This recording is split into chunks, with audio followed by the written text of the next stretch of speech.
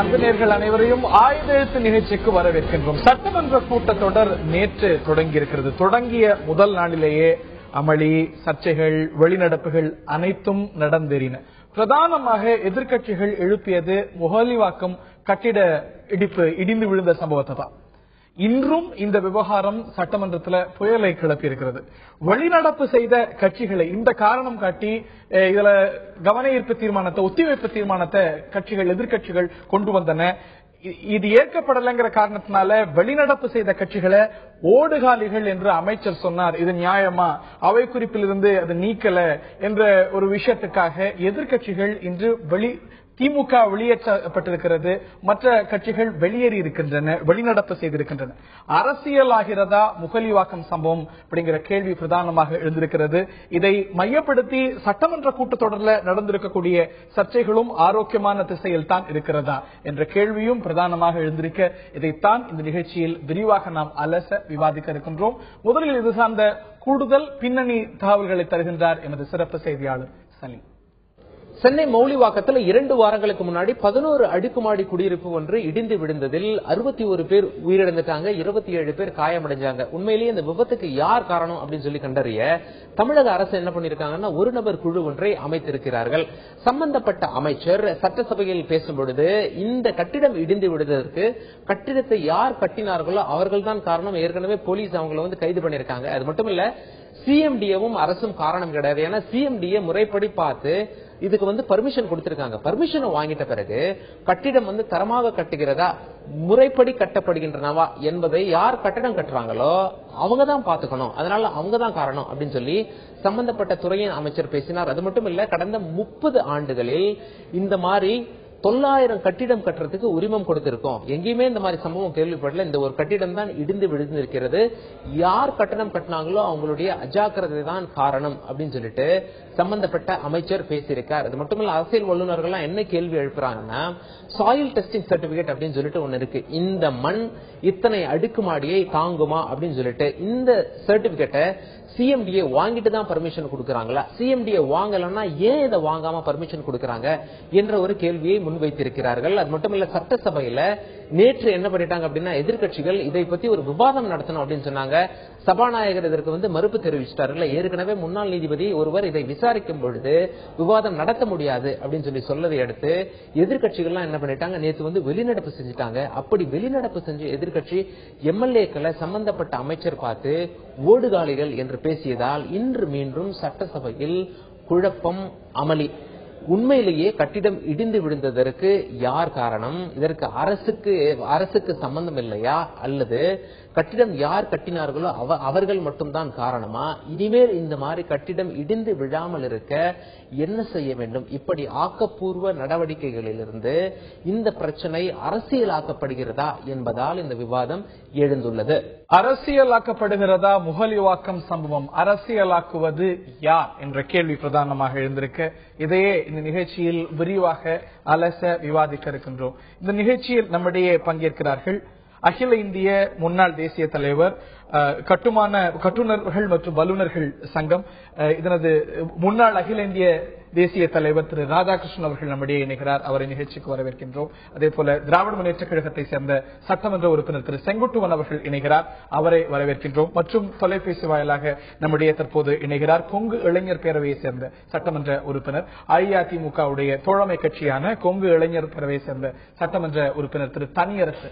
நான் திரு தனியரசு கிட்ட தான் முதல்ல இந்த நிகழ்ச்சியை ஆரம்பிக்கணும்னு நினைக்கிறேன். இந்த விஷயம் இன்னைக்கு இவ்வளவு பெரிய சர்ச்சையாக இருக்கிறது. எதிர்கட்சிகள், திமுக வெளியேற்றப்பட்டிருக்கிறது, மற்ற கட்சிகள் நேற்று இன்றெல்லாம் வெளிநடப்பு செய்திருக்கிறார்கள். என்னுடைய கேள்வி, ஓடுகாலிகள் அப்படின்னு அமைச்சர் பயன்படுத்திய சொல், இது ஒரு பார்லிமெண்டரி சொல்ல, is it a parliamentary word? அவையில ஏற்கனவே பயன்படுத்தப்பட்டிருக்கிறதா, பயன்படுத்தலாமா? இந்த கேள்விகள், இந்த டெக்னிக்காலிட்டிஸை தாண்டி இந்த ஒரு வார்த்தை எதிர்கட்சிகள் இந்த ஒரு பிரச்சனையை தொடர்ந்து விவாதிக்கப்படக்கூடிய ஒரு பிரச்சனையை சட்டமன்றத்தில் எழுப்பும் பொழுது இந்த வார்த்தையை அமைச்சர் பயன்படுத்தலாமா, எதற்காக பயன்படுத்தியிருக்க வேண்டும், பயன்பாட்டை தவிர்த்திருக்கலாமே அப்படிங்கிற ஒரு கேள்வி பிரதானமாக எழுந்திருக்கிறது. இல்ல, அதனால ஒரு அந்த மௌலிவாக்கம் கட்டட விபத்து, அதுல உயிரிழந்த உயிர்கள், அது மிகவும் நம்ம ரொம்ப ஆழ்ந்த துயரத்திலையும் துன்பத்திலையும் நம்ம எல்லாரும் கிட்டத்தட்ட இந்தியாவே கூட அந்த துன்பம் இதுவரைக்கும் இந்த மாதிரி ஒரு கட்டுமான நிகழ்வின் போது இப்படி ஒரு அடுக்குமாடி குடியிருப்பு இப்படி விபத்து நடந்து அந்த விபத்துல இவ்வளவு உயிர்கள் நம்ம பலியான ஆகவே இல்லை. இதுக்கு முன்னுதாரணமா கூட எதுவும் இல்லையங்கிற அளவுல நம்ம எல்லாரும் துயரத்தில் இருக்கும்போது இதை நடந்து முடிந்த 16வது நாடாளுமன்ற கூட்டத்தொடரில் இந்த ஒட்டுமொத்த மற்ற எல்லா அரசியல் கட்சிகளும் மிகப்பெரிய அளவுல மக்களால் புறக்கணிக்கப்பட்டு அனைத்து இந்திய அண்ணா திராவிட முன்னேற்ற புரட்சித் தலைவர் அம்மா அவர்களுடைய தலைமையில மிக பெரும்பான்மையான வரலாற்று வெற்றியை பெற்றிருக்கிற இந்த சூழ்நிலையில துவங்க இருக்கிற இந்த வெற்றியெல்லாம் பற்றி கேள்வி இல்லை. என்னுடைய கேள்வி இந்த ஒரு சொல்லாடல் பயன்படுத்தப்பட்டிருக்கணுமா வேண்டாமா? எதிர்கட்சிகள் எழுப்புறாங்க, விதி ஒரு குழு விசாரிச்சுட்டு இருக்கு, அந்த சமயத்துல எழுப்பணுமா இல்லையாங்கிறது கேள்வி இல்ல. அந்த விவகாரத்துக்குள்ள போக வேண்டாம். எதிர்கட்சிகள் வெளிநடப்பு செய்யும் பொழுது அந்த வெளிநடப்பை பார்த்து ஓடுகாலிகள்ங்கிற சொல்ல அமைச்சர் தவிர்த்திருக்கலாமா வேண்டாமா? உங்களுடைய பார்வை இது சார்ந்து கேட்க. வெளிநடப்பு அப்படிங்கறதே அவர் வெளிநடப்பு நீங்க செய்யுங்கன்னு அவர் சொல்லல. அவர் ரொம்ப கவனமா அதுல நீங்க இருந்து நான் என்னுடைய மானிய கோரிக்கை தான் நடக்குது, நான் இதுல விரிவா விளக்கமா நான் உங்களுக்கு இதுல பதில் தர்றேன், அதுல நீங்க திருப்திப்படலைன்னா நீங்க மறுபடியும் நீங்க வெளிநடப்பு செய்யுங்க, வாக் அவுட் பண்ணுங்கன்னு தான் சொன்னாரு. செயல் இருக்கக்கூடிய நியாயத்தையோ அநியாயத்தையோ பற்றி கேள்வி இல்லை, ஓடுகாலிகள் சொல்லாடலை பற்றிய கேள்வி. அவர்கள் செய்வது தவறினே வைத்துக் கொள்வோம், அது அமைச்சருடைய பதிலை கேட்டிருக்கலாம்னு வைத்துக் கொள்வோம். ஆனால் வெளிநடப்பு செய்யக்கூடிய எதிர்கட்சிகளை பார்த்து ஓடுகாலிகள் அப்படிங்கிற வார்த்தை தவிர்த்திருக்கலாமா வேண்டாம்? அந்த ஓடுகாலிகள் சொல்ல பத்தி சொல்றேன். ஓடுகாலிகள் உணர்ச்சிப்பட்டு அவருடைய வட்டார வழக்குல அவர் எப்படி ஓடுகாலிகள் அவர் எப்படி எடுத்துக்கிட்டாருன்னு தெரியாது. அமைச்சருடைய பகுதியில வட்டார வழக்குல ஓடுகாலிகளுக்கு என்ன பொருள்பட அமைச்சர் எப்படி சொன்னாருன்னு தெரியல. என்ன பொருள் அவனா இருக்கட்டும், அந்த சொல் ஆரோக்கியமானதா? அவர் என்ன அர்த்தத்துல சொன்னார்? அது ஒரு ஆரோக்கியமான அர்த்தத்திலேயே சொல்லியிருப்பாரு. அவர் ஒரு டெரோகேட்டரி அர்த்தத்துல சொல்லலனே வச்சுப்போம். வேறு பொருள் படக்கூடிய வாய்ப்பு இருக்கக்கூடிய சமயத்துல இந்த வார்த்தையை மீண்டும் அவர் சொல்லியிருக்கணுமா? இன்னைக்கு காலையில் அதை சர்ச்சை எழுப்பும் பொழுது, திமுக அதை எழுப்பும் பொழுது ஆமாம் சொன்னேன்னு அவர் சொல்லணுமா? இல்ல, அது தவறுன்னு அவர் இப்பவும் கூட இன்னைக்கு காலையில கூட அவர் தவறுன்னு முதல்ல அதை கருதல. அது ஓடுகாலிங்கிறது ஒரு தவறான அன்பார்மெண்ட் வேடாவோ அல்லது சமூகத்துல இது ஒரு தவறான இழிவான வார்த்தைன்னு அவர் கருதி இருந்தா இன்னைக்கு கூட மாத்தி இருப்பாரு. இப்பவும் யதார்த்தமா அவர் அப்படி ஒரு தவறான வார்த்தை இல்லைன்னு கருதிட்டா இப்பவும் அவர் அதை பேசியிருப்பாரு நினைக்கிறேன். நம்ம அப்படி கருத்துக்களா நான் அதை புரிஞ்சுக்கிறேன். ஆக அதுக்கு தவறான அர்த்தத்தை ஏன் எதிர்கட்சிகள் எடுத்துக் கொள்கிறார்கள் அப்படிங்கிறது அவருடைய பார்வையாக இருக்கிறது. நான் திராவிட முன்னேற்ற கழகத்தை சேர்ந்த திரு செங்குட்டுவன் கிட்ட கேட்க வரும்போது, திமுகவும் மற்ற கட்சிகளும் இதை வைத்து அரசியல் செய்கிறதா அப்படிங்கிற கேள்வி பிரதானமாக எழுந்திருக்கிறது. ஒரு கமிஷன் ஆஃப் என்கொயரி இதுல இருக்கு, நடவடிக்கை இல்லாம இல்ல, சிறப்பு புலனாய்வு குழுவும் இதை விசாரிக்குது, போலீஸ் என்கொயரி நடக்குது, யாரும் கைது செய்யப்படாமல் இல்ல, கைது நடந்திருக்கிறது, பெயில் இல்லாம கைது நடந்திருக்கிறது. இந்த நிலையில சிபிஐ என்கொயரி வேணும், இல்ல உடனடியாக நம்ம பேசணும் அப்படிங்கும்போது உங்களுக்கே தெரியும் சட்டமன்ற விதிகள் 66 படி இந்த மாதிரி ஒரு என்கொயரி கமிஷன் நடந்துட்டு இருக்கக்கூடிய விஷயத்த சட்டமன்றத்தில் பேசணுங்கிற ஒரு கட்டாயம் கிடையாது. சபாநாயகர் நினைத்தால் அதை ஏற்காமல் இருக்கலாம். இட் இஸ் ஸ்பீக்கர்ஸ் கால் பொழுது அதை வலியுறுத்துவது அப்படிங்கிறத இதை வைத்து அரசியல் செய்வதா? திராவிட முன்னேற்ற கழகத்தை பொறுத்தவரையில இந்த மௌலிவாக்கம் கட்டிட அந்த விபத்தை வைத்து அரசியல் செய்ய வேண்டிய அவசியம் திராவிட முன்னேற்ற கழகத்துக்கு கிடையாது.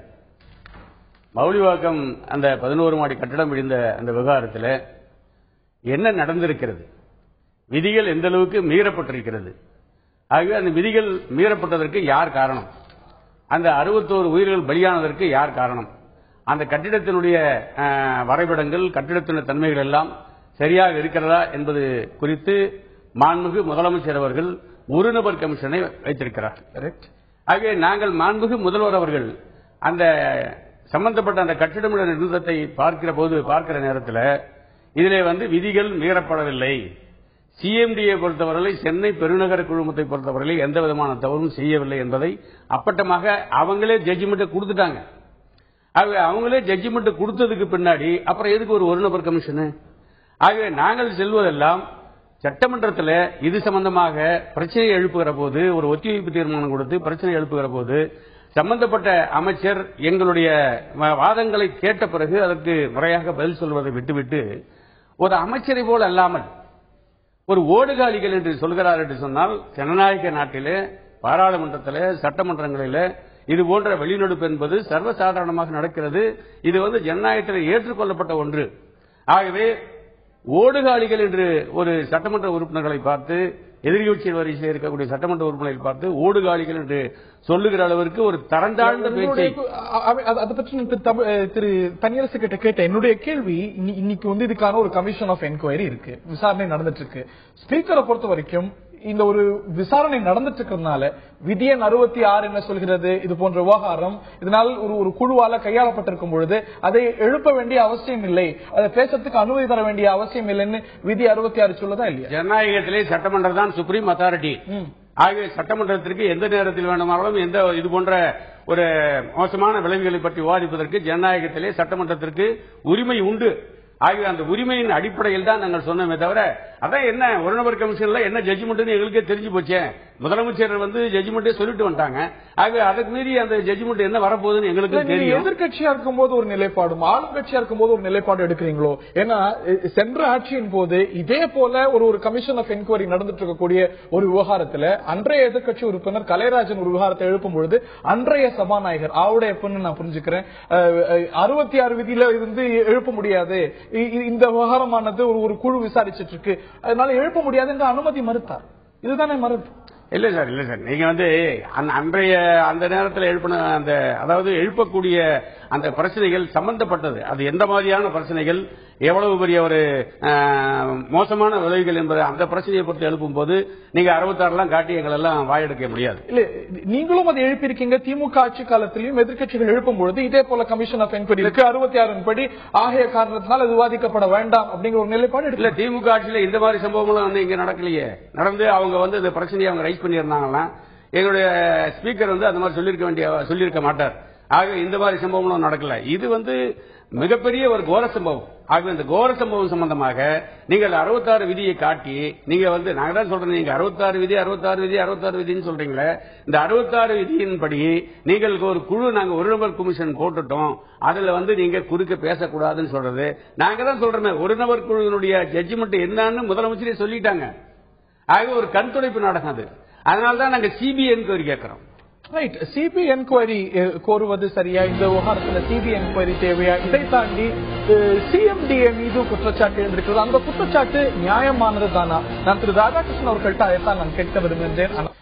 சட்டமன்றத்தில் நடந்திருக்கக்கூடிய காட்சிகள், சிபிஐ கோரும் விவகாரம், இதெல்லாம் அரசியல் ஆக்கப்படுகிறதாங்கிற ஒரு கேள்வி எழுந்திருக்கிறது. இதை தாண்டி நான் திரு ராதாகிருஷ்ணன் அவர்கள்ட்ட, முன்னாள் தலைவர் கட்டுமான வல்லுநர்கள் சங்கத்துடைய முன்னாள் தலைவர் திரு ராதாகிருஷ்ணன் அவர்கள்ட்ட கேட்க வேண்டிய கேள்வி, இன்னைக்கு குற்றச்சாட்டு சிஎம்டிஏ மீது எழுந்திருக்கிறது. ஒரு பக்கவாதம் என்னன்னா, சிஎம்டிஏவுக்கு இதை கண்காணிக்கக்கூடிய வகையில அதிகாரங்கள் இப்போ இருக்கக்கூடிய நிலையில இல்லை அப்படின்னும், இதற்கு பொறுப்பேற்க வேண்டியது சிஎம்டிஏங்கிற இன்னொரு குற்றச்சாட்டும் எழுந்திருக்கிறது. உங்களுடைய பார்வை என்ன? பொதுவாக எடுத்துக்கொண்டா முதல்ல வந்து இதுகாரம் இது போன்ற ஒரு துயர சம்பவம் சென்னையில் ஆகட்டும் இல்லை இந்தியாவில் ஆகட்டும் கட்டுமான பல அடுக்கு கட்டுமான பணிகள் நடந்து கொண்டிருக்கும் பொழுதே இது போன்ற துயர சம்பவம் நடந்ததாக எனக்கு தெரிந்து, ஏனென்றால் நான் கட்டுமானத்துறையிலே பொறியாளராக சற்றொப்ப 54 ஆண்டு காலம் பணியாற்றிருக்கிறேன். இது நடைபெறவில்லை. அதே போன்று சென்னை பெருநகர குழுமம் கட்டுநர்களிடத்திலிருந்து வரைபடத்தை பெற்று அதற்கு அனுமதி கொடுக்கின்றார்கள். அனுமதி கொடுத்ததற்கு பிறகு கட்டுமான பணிகளை மேற்பார்வையிடுவது அவர்களுடைய வேலை இல்லை. இன்றைய நிலவரத்தை சொல்லுகிறேன். ஆனால் மாநகராட்சியில் கட்டுவதாக இருந்தாலும் சரி, நகராட்சியிலே கட்டுவதாக இருந்தாலும் சரி, அந்த அதிகாரிகள் அந்த கட்டுமான பணியிடத்திலே இந்த வரைமுறைப்படி கட்டுகிறதா என்பதை பார்க்கக்கூடிய ஒரு சிஸ்டம் இருக்குது. அது ஒரு வழிமுறை. But is that mandatory? ஒரு கட்டிடம் கட்டும் பொழுது எப்படி புரிந்து கொள்ளப்படுகிறதுனா, சிஎம்டிஏ பிளான் அப்ரூவல் கொடுக்குது, அப்புறம் ஸ்ட்ரக்சரல் ஸ்டெபிலிட்டி டெஸ்ட் கார்ப்பரேஷனால் கொடுக்கப்படுது. இடையில ஒரு mechanism, structural stability, soil testing. முதல்ல வந்து சாயில் டெஸ்ட் பண்ணணும். பல மாடி கட்டடம் கட்டுங்கிற பொழுது சாயில் டெஸ்ட் பண்ணணும். சாயில் டெஸ்ட் பண்ணும்போது என் வேல்யூ வரும். என் வேல்யூ ரொம்ப புவரா இருந்தா ரொம்ப ஆழத்துக்கு பைலிங் கொண்டு போகணும். இதெல்லாம் வந்து கட்டுநர் வல்லுநர்களுடைய பொறியாளர்களுடைய அந்த சாயில் டெஸ்டிங் சரியா பண்ணிருக்கான்னு பார்க்கணும். எங்க வேணாலும் கட்டடம் கட்டிடலான்ட்டு ஒரு வரைபடத்தை கொடுத்துட்டா அதுக்கு உடனே ஒப்புதல் கொடுத்துறதுன்றது இது நடைமுறையில் ஏற்றுக்கொள்ளப்படும். இந்த டிசாஸ்டருக்கு பொறுப்பேற்க வேண்டியது சிஎம்டிஏ தான் அப்படின்னு நினைக்கிறீங்களா? இல்ல அதுக்கான ஒரு சட்டப்பூர்வ விஷயங்கள் இல்ல ஆகையினால சிஎம்டிஏவுக்கு பொறுப்பு இல்லைன்னு நினைக்கிறேன். பொறுப்புன்னு எடுத்துக்கிட்டு யாரையும் சிஎம்டிஏ பொறுப்போ மாநகராட்சி பொறுப்போ நகராட்சி பொறுப்போ சொல்வதற்கு நான் நேரடியாக தயாராக இல்லை. ஒரு கட்டுனர் வல்லுநர்கள் என்ற சமயத்தில் ஒரு பல அடுக்குமாடி கட்டடம் கட்டும் பொழுது என்னென்ன வழிமுறைகளை கடைபிடித்திருக்க வேண்டும் என்பதைத்தான் நான் இங்கு விளக்க கடமைப்பட்டிருக்கிறேன். எதற்கு சொல்றேன்னா, முதல்ல ஒரு வரைபடத்தை கொண்டு வந்து கொடுக்கிறவரு இதுக்கு முன்னாடி பல மாடி கட்டடங்கள் கட்டி இருக்கிறாரா? சாதாரணமாக எந்த ஒரு தொழிலுக்கும் அனுமதி கொடுக்கும் பொழுது, ஏன்னா இந்த வரைபடத்தை இவர்கள் ஒப்புதல் கொடுக்கும் பொழுது அந்த நிலம் இவர்கிட்ட வந்திருக்குதா, எப்படி வாங்கினாரு, பட்டா இருக்கா, சிட்டா இருக்கா, 1975 அந்த நிலத்தினுடைய எல்லா விதமான விளக்கங்களையும் பெற்றுத்தான் ஒப்புதல் கொடுக்கிறார்கள். அதே போன்று பலமாடி கட்டிடம் கட்டும் பொழுது அந்த சாலை 60 அடி சாலையா அல்லது 21 அடி 7 மீட்டர் சுற்றளவு விடுகிறார்களா, அதையெல்லாம் பார்த்து கொடுக்கிறார்கள். ஆனால் நீங்கள் கேட்கின்ற என்ன கேள்வி எனக்கு புரிகிறது. இதை அடித்தளம் சரியாக இருக்கிறதா, மண் பரிசோதனை சரியாக இருக்கிறதா, ஸ்ட்ரக்சரல் இன்ஜினியரிங் சரியாக இருக்கிறதா பார்க்க வேண்டிய கடமை சிஎம்டிஏவுக்கு இருக்கிறதா என்கின்ற கேள்வியை கேட்கிறீர்கள். எனக்கு தெரிந்து இதுவரையில் அவர்கள் ஒப்புதல் கொடுக்கிறார்களே தவிர இதையெல்லாம் சரிபார்ப்பது இல்லை. இல்லை எனில் இந்த மெக்கானிசத்தை வலுப்படுத்தணுமா அப்படிங்கிற ஒரு கேள்வி எழுந்திருக்கிறது. நிச்சயமாக இது பற்றியும் இந்த கமிஷன் ஆஃப் என்கொயரி, ரகுபதி தலைமையில் அமைக்கப்பட்டிருக்கிற இந்த ஒரு கமிஷன் ஆஃப் என்கொயரி இது பற்றியும் ஆராய்கிறது அப்படின்னு புரிந்துக்கிறேன். இந்த நிலையில திரு தனியரசு கேட்க வேண்டிய கேள்வி, இந்த விஷயம் அப்படிங்கிறது பொதுத்தளத்துல அதிகமா ஒரு கன்சர்ன் ஏற்படுத்திருக்கக்கூடிய விஷயம். அனைத்து எதிர்க்கட்சிகளும் இதை பற்றி விவாதிக்கணும், இதை பற்றி சட்டமன்றத்தில் விவாதம் நடக்கணும். அப்படிங்கும் பொழுது அரசாங்கம் நடவடிக்கை எடுத்திருக்கிறது, இது கமிஷன் ஆஃப் என்கொயரி அமைத்திருக்கிறது, ஸ்பெஷல் இன்வெஸ்டிகேஷன் டீம் அமைந்திருக்கிறது அப்படின்னாலும் கூட why not debate it? இல்ல இதுல இப்ப அவங்களுக்கு ஏதாவது விளக்கத்துல அரசு தன்னுடைய கடமையிலிருந்து விலகி, அரசு தன்னுடைய விதியிலிருந்து விலகி சிறப்பு சலுகை காட்டி ஏதாவது இந்த விபத்துக்கு காரணமா இருந்திருக்கு அப்படின்னு சொன்னா நம்ம அதை ஒத்தி வைத்து விவாதிக்கிறதுல ஒன்றும் தவறு இல்லை. அரசு விதிமுறைகளுக்கு உட்பட்டு தான் அனுமதி கொடுத்திருக்கு. இப்ப ஐயா கட்டுமான வெளியில வரும் எதிர்க்கட்சிகள் அதை எழுப்புறதுல என்ன பிரச்சனை? அது அமைச்சர் என்ன சொன்னாங்க, ஒன்னும் இல்லை, இந்த விஷயத்தை சம்பந்தமா உங்களுக்கு தேவையான தகவல்களை விளக்கங்களை நான் உங்களுக்கு இந்த தீர்மானம் என்னுடைய தீர்மானம், நான் அந்த தீர்மானத்துல நான் பேசி முடிச்சுட்டு உங்களுக்கு விளக்கமா பதில் சொல்றேன். அதுல உங்களுக்கு நிறைவு திருப்தி ஏற்படலைன்னா நான் நீங்க என்ன வேணாலும் கேள்வி கேளுங்க, நான் கொஸ்டின் பண்ணுங்க, நாங்க பதில் சொல்றோம். அப்புறம் கூட நீங்க அடுத்த நாள் கூட இது சம்பந்தமா மீண்டும் சிறப்பு கவன ஈர்ப்பு தீர்மானம் கொண்டு வந்துருக்கலாம், ஒத்திவைப்பு தீர்மானம் கொண்டு வந்துருக்கலாம்.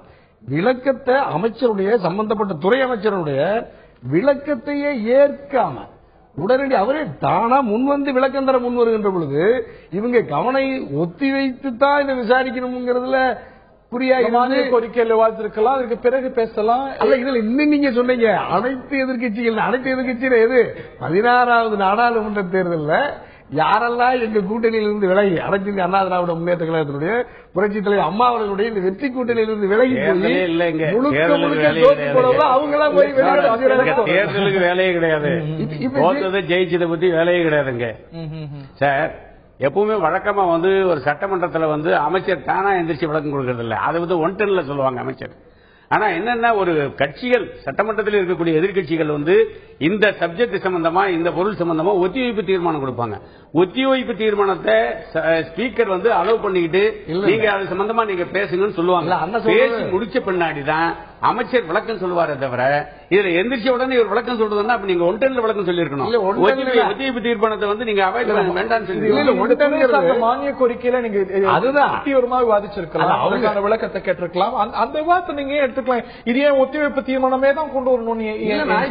இது சார் ஒத்திவைப்பு தீர்மானம் என்பது ஒரு அவசர அவசியம் முக்கியத்துவம் வாய்ந்த பொருள் சம்பந்தமா தான் ஒத்திவைப்பு தீர்மானத்தை அவையை ஒத்தி வச்சுட்டு பேசணும் அப்படின்னு சொல்லி அதுதான் ஒத்திவைப்பு தீர்மானம் கொடுப்பாங்க. தவிர மீதி டிபேட்ல பேசுறது வழக்கமா பேசுறது, அதுல என்ன 10 நிமிஷம் பேசுவாங்க, 5 நிமிஷம் பேசுவாங்க, அதுல நேரம் கிடைக்காத போகும். என்ன அந்த இஷ்யூக்கு அந்த சம்பந்தப்பட்ட அந்த மௌலிவாக்கம் கட்டடத்தினுடைய அந்த இஷ்யூக்கு அது ஒரு பெரிய இஷ்யூ, ஒரு கோர சம்பவம். அந்த கோர சம்பவத்தை பத்தி நீங்க ஒரு 10 நிமிஷம் ஒரு அரை மணி நேரம் வந்து ஒத்தி வச்சு பேசுறதுல என்ன உங்களுக்கு அரை மணி நேரம் இல்ல மாற்றுக்கிறதே கிடையாது. இது ஒரு டிசாஸ்டர், இது ஒரு பேரிடர், இது ஒரு மக்களோட கூடிய ஒரு துயர சம்பவங்கிறதுல மாற்றுக்கிறது இல்ல. ஆனா நீங்க இதுக்கு சிபிஐ விசாரணை கோர்றேன் இல்லன்னா ஆளுநர் மாதிரி நோக்கி போறேன் அப்படிங்கும்போது இதுல ஒரு அரசியல் சிபிஐ விசாரணை நீங்க கோருவதற்கான காரணம் என்ன? ஏற்கனவே ஒரு எங்களுடைய மரியாதைக்குரிய மாண்புமிகு தளபதியார் அவர்கள் சிபிஐ விசாரணை ஏன் கேட்கிறாருன்னு சொன்னா, ஒரு முதலமைச்சர் சம்பவ இடத்திற்கு போறாங்க. சம்பவ இடத்துக்கு போன ஒரு பெரிய கொடும் சம்பவம் நடந்திருக்கு. அந்த சம்பவ இடத்துக்கு போறாங்க. போய் வந்து பார்வையிட்டுக் கொண்டிருக்கிற அந்த கட்டத்திலேயே இதுல வந்து எந்த விதிமீறலும் கிடையாது அப்படின்னு சொல்லி ஒரு முதலமைச்சர் சொல்லிட்டாங்கன்னு சொன்னா, அதுக்கு முன்னாடி முதலமைச்சர் பார்த்து ஒரு நபர் கமிஷன் அதை போடுறாங்கன்னு சொன்னா, அப்ப முதலமைச்சர் ஏற்கனவே ஜட்ஜ்மெண்ட் சொல்லிட்டாங்க. அந்த ஜட்ஜ்மெண்ட் உட்பட்டு தானே இவங்க பதில் சொல்ல முடியாது. இல்ல சிபிஐ மேல உங்களுக்கு அபார நம்பிக்கை வந்துருச்சு. சிபிஐ மேல அபார நம்பிக்கை இல்லங்க, நம்பிக்கை ஏற்கனவே திராவிட முன்னேற்ற கழகத்துடைய பொதுக்குழுல சிபிஐ எப்படி இயங்குதுன்னு எல்லாருக்கும் தெரியும், அது யார் கையில இருக்குன்னு தெரியும் அப்படின்னு சிபிஐ உடைய நம்பகத்தன்மை பற்றி கேள்வி எழுப்பிய கட்சிகள் உங்களுடைய கட்சி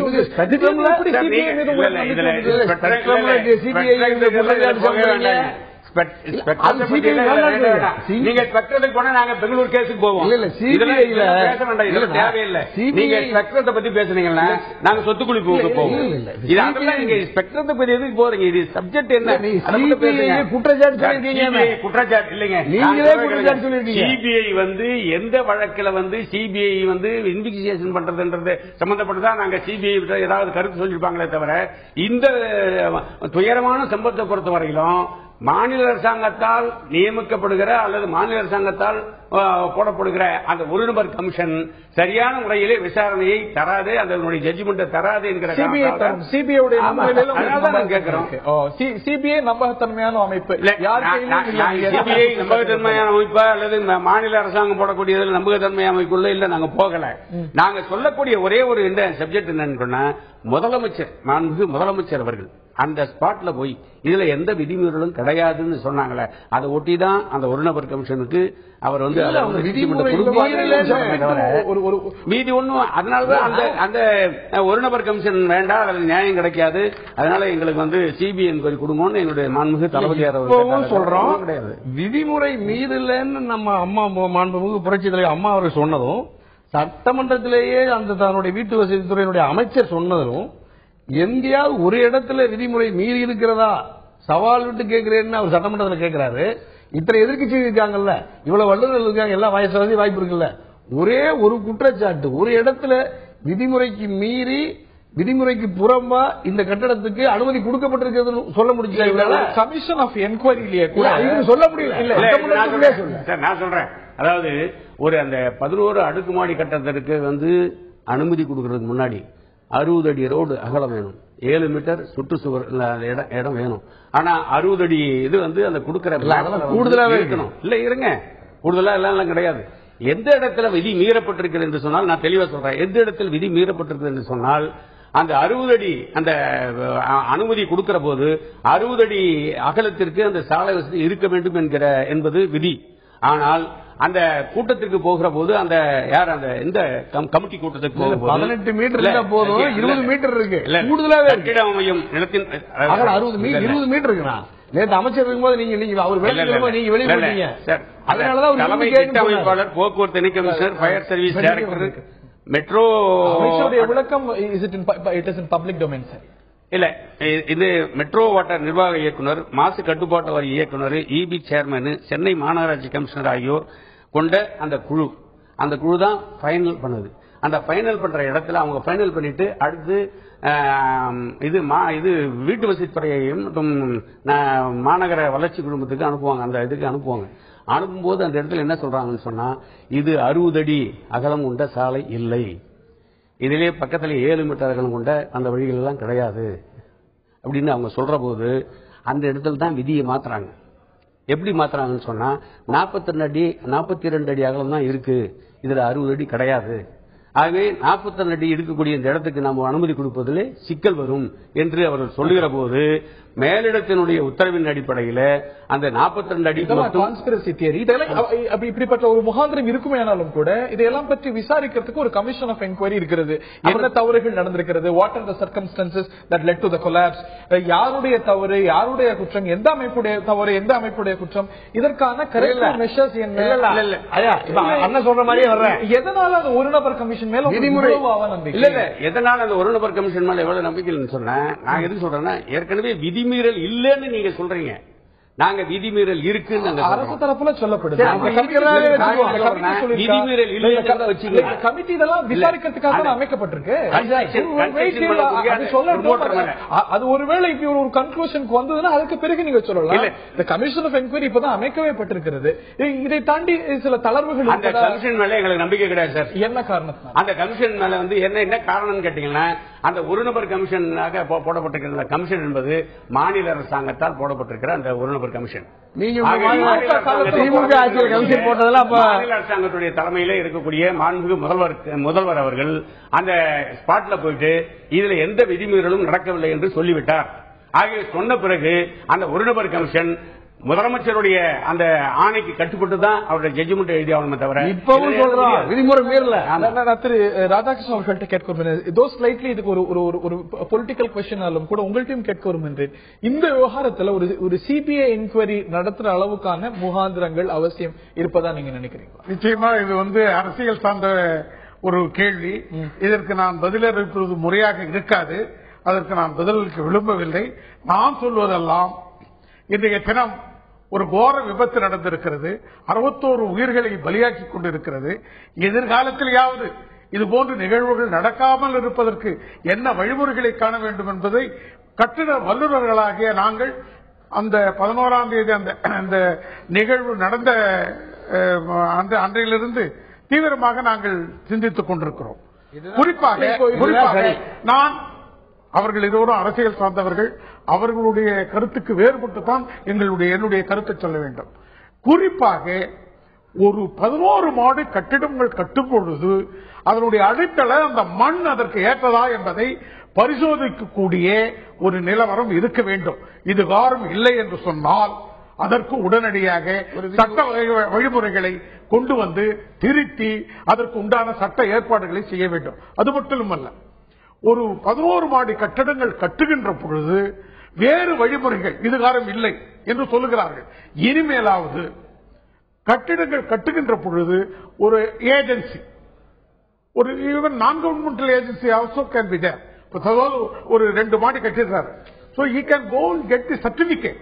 ஒரு மெடிக்கல் லீவ்ல போகணும்னா ஒரு டாக்டர் கிட்ட போய் உடம்பு சரியா இருக்கான்னு சர்டிபிகேட் கொடுக்கணும்னு சொல்றாங்க. அதே மாதிரி ஒரு 2 மாடி கட்டின உடனே ஒரு இண்டிபெண்டன்ட் ஸ்ட்ரக்சரல் இன்ஜினியர்ஸ் கிட்ட போய் இந்த பில்டிங் வரைபடம், ஸ்ட்ரக்சரல் ஸ்டெபிலிட்டி எல்லாம் போட்டு கட்டுறாங்க. 2 மாடி கட்டுறவர்களும் சரியா தான் இருக்குது. அது மாதிரி ஒரு periodical auditing, periodical construction technical auditing வைக்கணும் எதிர்காலத்தில். அது மட்டும் இல்லை, இவங்க இது போன்று நடைமுறை சாத்தியத்தில் சாதாரணமா போய் இந்த வயலேஷன் 1 இன்ச் 2 இன்ச் எல்லாம் வயலேஷன் கிடையாது. 1 இன்ச் 2 இன்ச் வயலேஷனாலும் ஒரு கட்டடம் இடிஞ்சு விழுந்துறாரு. தயவு செஞ்சு நான் சொல்றது நல்லா கேட்டுங்க. இது நான் சில பேர் நான் சொல்லுவாங்க, இன்னைக்கு கூட பெருநகர குழுமத்தில் ஒரு கமிட்டி போட்டிருக்கிறாங்க. அவங்க போய் வேரியஸ் எல்லாம் மல்டி ஸ்டோரி பில்டிங் போய் இன்ஸ்பெக்ட் பண்றாங்க. சொல்றது கேளுங்க, சும்மா ஒரு 2 அங்குலம் 3 அங்குலம் ஏதோ வயலேஷன் உடனே ஸ்டாப் நோட்டீஸ் கொடுக்கறாங்க. இதெல்லாம் ஒரு கட்டடம் இடிஞ்சு விடுறதுக்கு வழிபடு.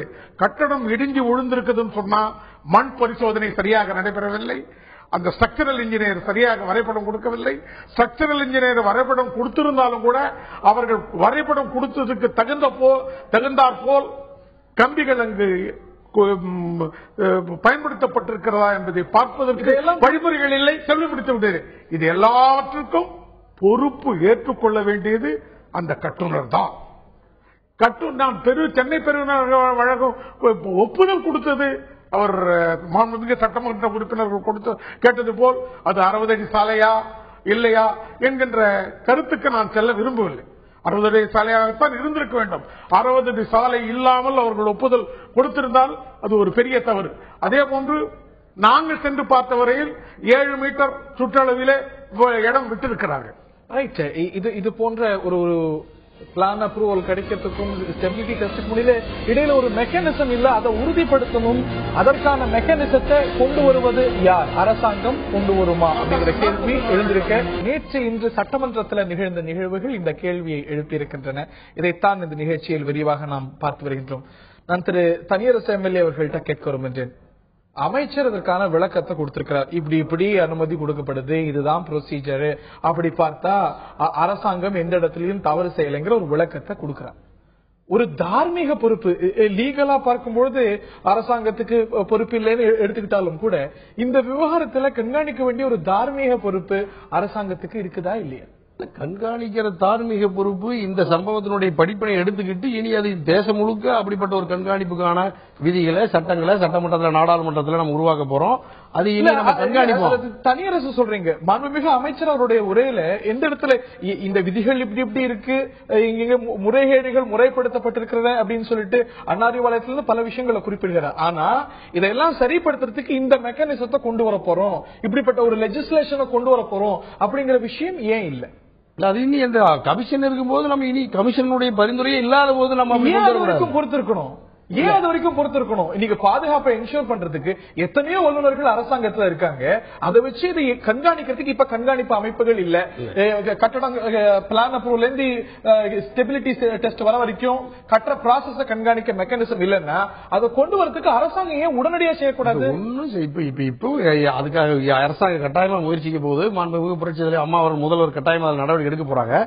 இதுல ஒன்னே நம்மால உருவாக்கப்பட்டு 66வது விதிப்படி ஒரு விசாரணை நீதிமன்றத்திலேயோ அல்லது கமிஷன் ஆணையத்தின் முன்போ இருக்கும் பொழுது ஒரு சம்பவம் ஒரு நிகழ்வு அது குறித்து விவாதிப்பதோ அல்லது வாக்குறுதி கொடுக்கிறதோ அரசாங்கம் அப்படி செய்யறது விதிக்கு புறம்பானது. நம்மளே ஒரு விதி உருவாக்கிட்டு அந்த விதிக்கு மாறா அமைச்சர் சட்டமன்றத்தில் சொல்றதே அதே அவர்கிட்ட கேட்ட கேள்வியத்தான் நான் கேட்க விரும்புகிறேன். இதே போல கமிஷன் ஆஃப் என்கொயரியில் இருக்கக்கூடிய விஷயத்த விவாதிக்கணும்னு அதிமுக உறுப்பினர்கள் சென்ற ஆட்சியில கேட்டிருக்கீங்க.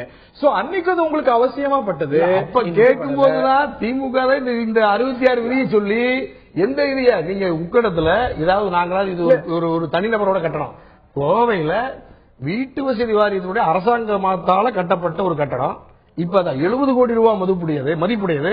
இன்னைக்கு வரைக்கும் அது பயன்பாட்டில் இல்ல. அது அது அது அது மண்ணுக்குள்ள போயிது. அந்த மாதிரி நிகழ்வெல்லாம் நடந்திருக்கா? சோ விழித்திருந்து அதெல்லாம் மெக்கானிசத்தை கொண்டு வரணுமா இல்லையா? சிஎம்டி அரசாங்கம் அந்த மெக்கானிசத்தை வலுப்படுத்தணுமா கூடாதா? அதுல இப்ப சொல்றீங்க, நீங்களே இன்னொரு சம்பவத்தை சுட்டி காட்டுறீங்க. அப்படி எல்லாம் கட்டிடம் சார்ந்த விஷயங்கள் இருக்கும் பொழுது இடைப்பட்ட காலத்துல சட்டப்பூர்வமா அரசாங்கத்தை குற்றம் சாட்ட முடியாதவங்க கூட ஒரு மெக்கானிசத்தை ஏன் அரசாங்கம் விரைந்து கொண்டு வரக்கூடாது? ஏன் கமிஷன் ஆஃப் என்கொயரி விளக்கத்தை கொடுக்கிற வரைக்கும் வெயிட் பண்ணணும்? இப்ப நீங்க ஒரு கட்டணத்துக்கு நம்ம நினைச்சு நீங்க எழுப்பி இருக்கிற பிரச்சனை ஆக்கப்பூர்வமான பிரச்சனை. உக்கடத்திலே மண் சரியாக பரிசோதனை செய்யாமல் அரசு கட்டடமே 2 வாடி உள்வாங்கியதற்கு பிறகும் கூட அதற்கு பிறகு ஒப்புதல் அளிப்பதற்கு மண் பரிசோதனை செய்துதான் ஒப்புதல் அளிக்க வேண்டும் என்கின்ற ஒரு மொழிமுறையை ஒரு விஞ்ஞான முறையை உருவாக்காதது தவறு என்பதுதான் வந்த வல்லுநர்கள். இனிமேலாவது வெறும் வரைபடத்தை மட்டும் ஒப்புதல் கொடுத்து விடுவதோடு எங்களுடைய கடமை முடிந்து விடவில்லை. மண் பரிசோதனை சரியாக நடைபெற்றிருக்கிறதா, அடித்தளங்கள் சரியாக அமைக்க இருக்கிறதா, அதுக்கு உறுதியான ஸ்ட்ரக்சரல் இன்ஜினியர்கள் செய்திருக்கிறார்களா, இதுக்கு ஒரு quality auditing should be periodically done either by the government nor by the approved private agencies. Now you are having the approved valuers, you are having the approved licensed surveyors, you are having the approved list of planners, like that. நீங்க approved quality auditor கொண்டு நியமித்து எதிர்காலத்தில் இனிமேல் இது போன்ற இடர்பாடுகள் நடைபெறாமல் இருப்பதற்கு அரசாங்கம் வழிமுறை செய்ய வேண்டும். குறிப்பாக நமது முதலமைச்சர் அவர்கள் நிச்சயமாக இதெல்லாம் கவனத்தில் எடுத்துக்கொண்டு இதுபோன்ற நிகழ்வுகள் எதிர்காலத்தில் நடைபெறாமல் இருப்பதற்கு வல்லுநர்களையும் அழைத்து பேசி அவர்களுடைய அனுபவத்தையும் எடுத்துக்கொண்டு செயல்பட வேண்டும் என்றுதான் எங்களை போன்ற கட்டிட வல்லுநர்களுடைய கோரிக்கையாக இந்த தருணத்திலே வைக்க விரும்புகிறேன். ரொம்ப கனிவோடு அவருடைய பார்வை. நான் திரு செங்கோட்டையன் அவர்கள்ட்ட கேட்க விரும்புகின்றேன், இது போன்ற மெக்கானிசம், இது போன்ற ஒரு சட்ட முன்வடிவை கொண்டு வாங்க, ஒரு லெஜிஸ்லேஷனை கொண்டு வாங்க, இதை வலுப்படுத்துங்கன்னு கேட்கணுமா? மாறா சிபிஐ விசாரணை கூறுங்க, நாங்க ஆளுநர் மாளிகை நோக்கி பேரணி போறோம்னு சொல்றது அது ஆக்கப்பூர்வமானதா? இது நீங்க சிபிஐ விசாரணை கோருறீங்க, இங்க எங்க கான்ஸ்பிரசி நடந்திருக்கிறது மிகப்பெரிய டிசாஸ்டர். இது ஒரு சதிச்செயல் நடந்திருக்கிறதா? ஒரு சதிச்செயல் நடந்திருப்பது போல ஒரு சிபிஐ என்கொயரி கோருவது அப்படிங்கிறது ஆக்கப்பூர்வமான கோரிக்கையா? சார், இதுல சதிச்செயல் நடந்திருக்கு என்று நாங்க சொல்லல, சதிச்செயல் நடந்திருக்குன்னு நாங்க சொல்லல. நாங்க என்ன சொல்றோம்னு சொன்னா, உண்மையான காரணம் இந்த விபத்துக்கு, இந்த 11 மாடி கட்டிடம் இடிந்ததற்கு எந்த இடத்திலே யார் தவறு செய்திருக்கிறார்கள், அல்லது சிஎம்டிவில் தவறா, விதி அப்ரூவல் கொடுத்தவங்க தவறா, அல்லது கட்டின இடத்துல தவறா என்பதை விசாரிப்பதற்காக நீங்கள் ஒரு நபர் குழு போட்டிருக்கீங்க. கட்டட முதலாளி தான் ஒரு நபர் குழு போட்ட பின்னாடி ஒரு முடிவு பண்ணிட்டீங்களேங்கிறார் அவர். இப்ப கூட பாருங்க, கட்டட முதலாளி மட்டும் தான் காரணம். கட்டட முதலாளி காரணம் என்று சொல்லக்கூடிய உங்களை பார்த்து கேட்கிறேன். கட்டட முதலாளி தான் காரணம் என்று சொன்னால், நான் ஏற்கனவே சொன்னது போல ஒரு இதுல பள்ளிக்கூட ஒரு பஸ்ல போயிட்டு இருக்கு, தனியார் பஸ் தான் போயிட்டு இருக்கு, அதுல ஒரு 50 பேர் சாவறான் அப்படின்னு சொன்னா அதுக்கு அது பிரைவேட் பஸ் தான், ஆகவே அந்த பிரைவேட் பஸ் முதலாளி தான் காரணம்னு சொல்லிட்டு போயிடுவீங்களா? இல்ல கும்பகோணம் தீவிரத்துல செத்து போன இல்ல, நான் என்ன சொல்றேன்னா, உக்கடத்துல ஒரு அரசு கட்டிடம் நடந்த பிறகுதான் நடவடிக்கை தனியார் இல்ல நம்ம எப்படி தெரியுது, உக்கடத்துல ஒரு அரசு கட்டிடம் பூமிக்குள் உள்வாங்கியது. அப்போது இன்றைக்கு அமைச்சராக இருக்கக்கூடிய, இந்த துறைக்கு அமைச்சராக இருக்கக்கூடிய அதே அமைச்சர் தான் அன்றைக்கு திமுக ஆட்சியில சட்டமன்றத்திலே துள்ளி குதித்தார். இப்படி எல்லாம் துள்ளி குதித்தார். ஆனால் அந்த அமைச்சர் இந்த துறைக்கு பொறுப்பேற்ற பிறகு, ஆட்சி மாற்றம் ஏற்பட்டு இந்த துறைக்கு பொறுப்பேற்ற பிறகு இப்படி உக்கடத்திலே ஒரு சம்பவம் ஏற்பட்டது. நாம் அன்றைக்கு சொல்லி குதித்தோம். ஆனால் இதற்குரிய மெக்கானிசத்தை நாம் இப்ப உருவாக்கலாம் என்று சொல்லி 3 ஆண்டு காலமா ஏன் உருவாக்கல? நீங்க ஏன் உங்களுடைய அமைச்சர் இது போன்ற ஒரு டிசாஸ்டர் நடக்கணுங்கிற ஒரு வாய்ப்பு இருக்கிறது அப்படின்னு நீங்க சொல்றீங்க. இதுக்கு யார் காரணம்னு சிபிஐ என்கொயரி நடத்தணுங்கிறீங்க. ஆனா இந்த மாதிரியான விஷயத்தை, இப்படிப்பட்ட ஒரு மெக்கானிசத்தை கொண்டு வரணுங்கிறதுக்கான முயற்சி திமுக ஆட்சி காலத்துல என்ன எடுக்க? நல்ல திமுக ஆட்சி காலத்துல இந்த உக்கடம் சம்பவம் எப்ப நடந்தது? இந்த உக்கடம் சம்பவம் இந்த உக்கடம் சம்பவம் எப்ப நடந்தது? ஆகவே அந்த உக்கடம் சம்பவம் நடந்ததுக்கு பிறகு இந்த உக்கடம் சம்பவம் நடந்ததுக்கு பிறகு ஆட்சி மாற்றம் ஏற்பட்டது, தேர்தல் வந்தது.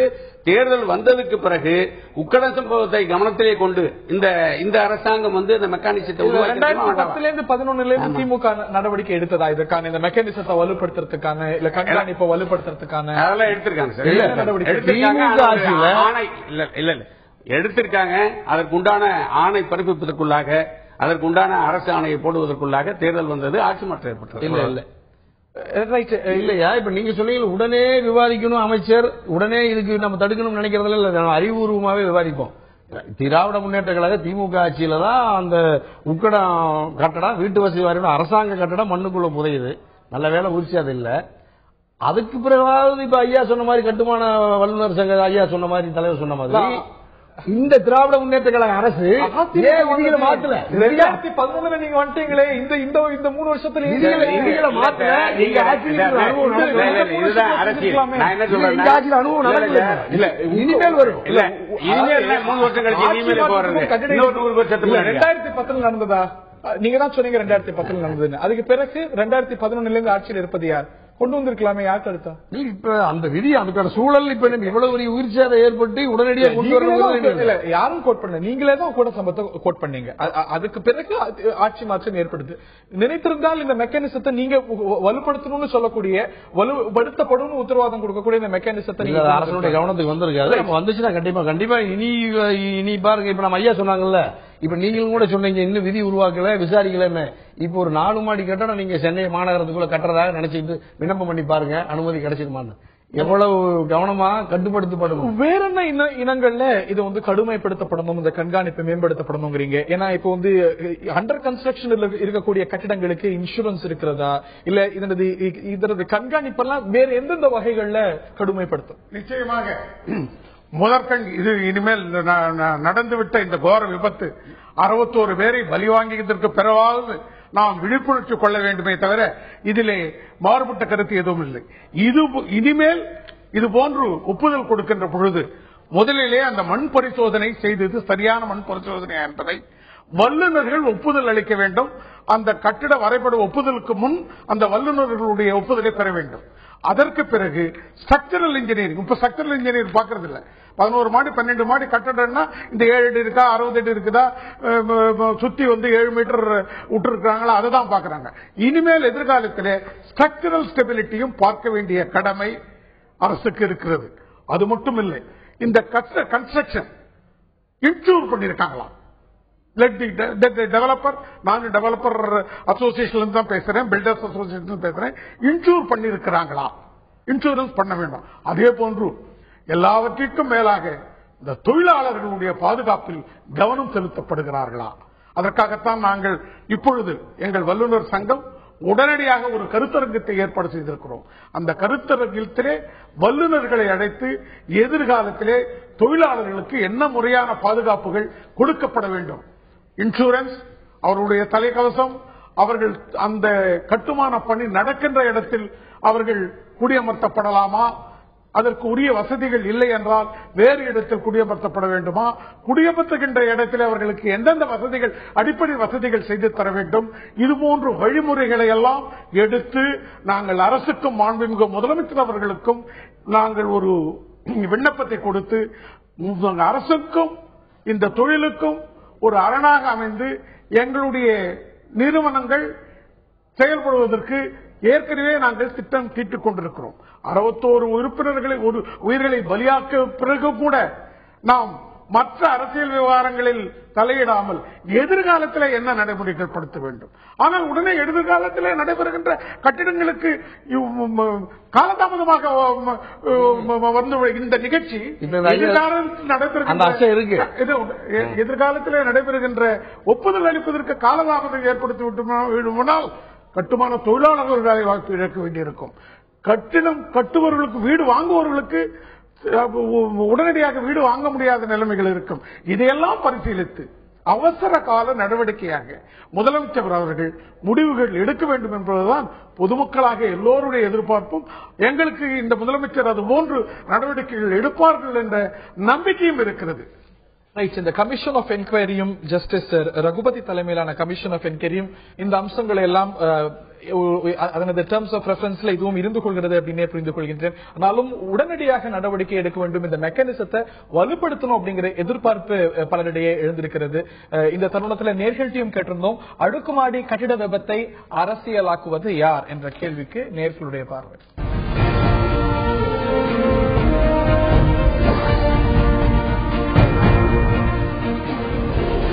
திராவிட முன்னேற்ற கழகம் என்ற 63%, அதிமுக ஆளும் அதிமுக அரசியலை அரசியலாக்குகிறது என்று 17%, அரசியலாக்கப்பட்டதுல 2 பேருக்குமே பங்கிருக்கிறது என்று 20% சொல்லியிருக்கிறார்கள்.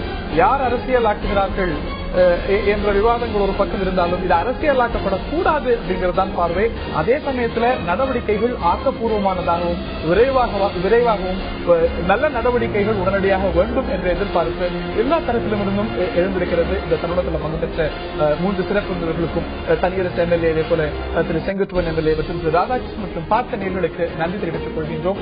ஆயுதெழுத்து நீட்சியில் மற்றும் ஒரு முக்கியமான விவாதத்தை நாம் நடத்த இருக்கின்றோம். அமித்ஷா பாரதிய ஜனதாவுடைய தேசிய தலைவராகி இருக்கிறார். இதுவும் சர்ச்சையை ஏற்படுத்தியிருக்கிறது. காங்கிரஸ் இதை விமர்சிக்கிறது.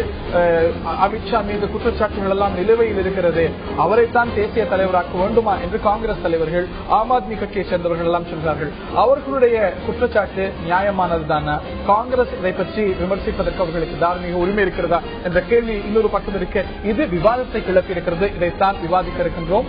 ஆயுதெழுத்து நீட்சியில் இணைந்திருங்கள் சந்தி டிவியுடன்.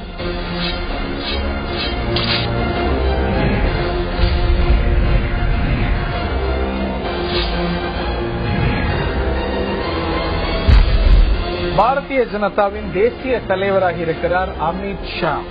காங்கிரஸ், ஆம் ஆத்மி உள்ளிட்ட கட்சிகள் சொராபதியின் என்கவுண்டர் வழக்கு உள்ளிட்ட விஷயங்களை எழுப்பி அவர் மீது குற்றச்சாட்டுகள் நிலுவையில் இருக்கிறது, வேறு தலைவர் உங்களுக்கு கிடைக்கவில்லையா என்ற கேள்வியை எழுப்பி இருக்கிறார்கள்.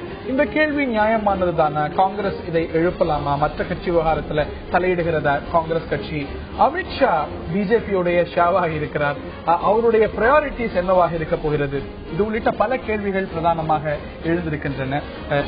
அடல் பிஹாரி அத்வானி ஏரா முடிந்துவிட்டது, மோடி அமித்ஷா ஏரா தொடங்கிவிட்டது என்று அரசியல் வல்லுநர்கள் கணிக்கிறார்கள். அமித்ஷாவுடைய இந்த பதவியேற்றம், தேசிய தலைவராக பொறுப்பேற்றிருப்பது பல்வேறு விவாதங்களை கிளப்பி இருக்கிறது. என்ன மாதிரியான செய்தியை சொல்கிறது இந்த பதவியேற்றம்? மோடியுடைய ஒரு பிராண்ட், மோடியுடைய ஒரு ஸ்டாம்ப் பிஜேபியின் அனைத்து மட்டங்களிலும் இருக்கிறது, அரசாங்கத்தில் மட்டுமல்லாது கட்சியிலும் இருக்கிறது என்பதை காட்டுகிறதா? எதிர்கட்சிகள் இதை விமர்சிக்கின்றன. காங்கிரஸ், ஆம் ஆத்மி உள்ளிட்ட கட்சிகள் ஷொராபுதீன் என்கவுண்டர் வழக்கை எல்லாம் சுட்டிக்காட்டி இதுபோன்ற குற்றப்பின்னணி இருக்கக்கூடிய அமித்ஷாவை பாஜக தேசிய தலைவராக்குவதா என்ற விமர்சனத்தை வைத்திருக்கிறார்கள். அந்த விமர்சனம் நியாயமானதுதானா? இதைத்தான் இன்றைய ஆயுத எழுத்து நிகழ்ச்சியில் விரிவாக நாம் அலசரிக்கின்றோம். முதலில் இது பற்றிய ஒரு தொகுப்பினை காண்போம்.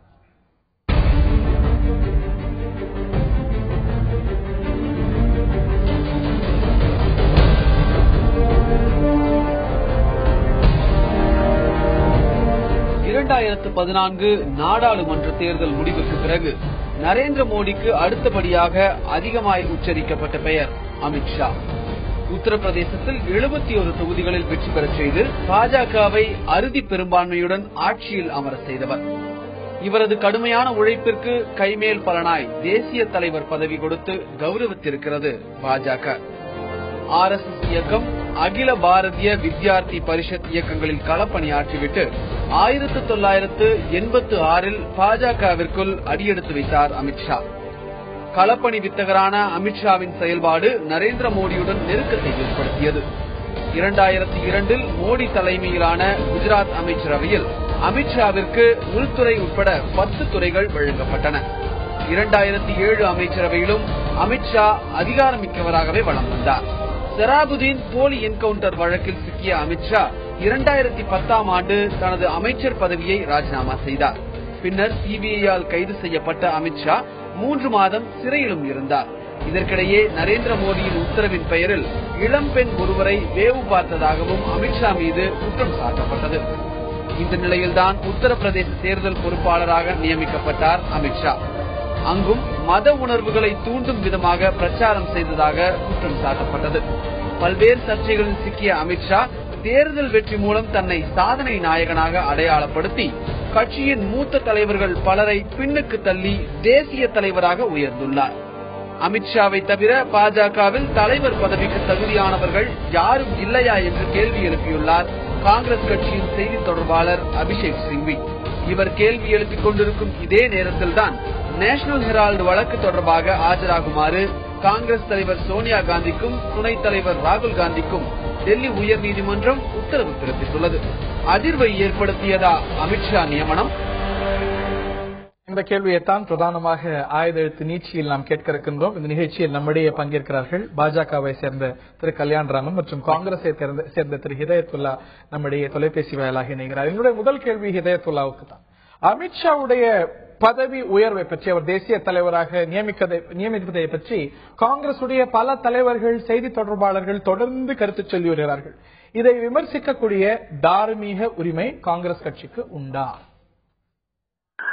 அதாவது விமர்சிக்கிறார்கள் என்பது ஏன் என்பதும் உள்ளூர மனதால் சந்தோஷமடைகிறாள் என்பதும் இந்த 2 கருத்து உண்டு. விமர்சனம் செய்வது பாரதிய ஜனதாவுக்கு முத்தாலிக்கையோ அல்லது திரு கிரிராஜ் அவர்களையோ தலைவராக்கினாலும் காங்கிரஸ் அதை பற்றி கவலை போடுவதில்லை.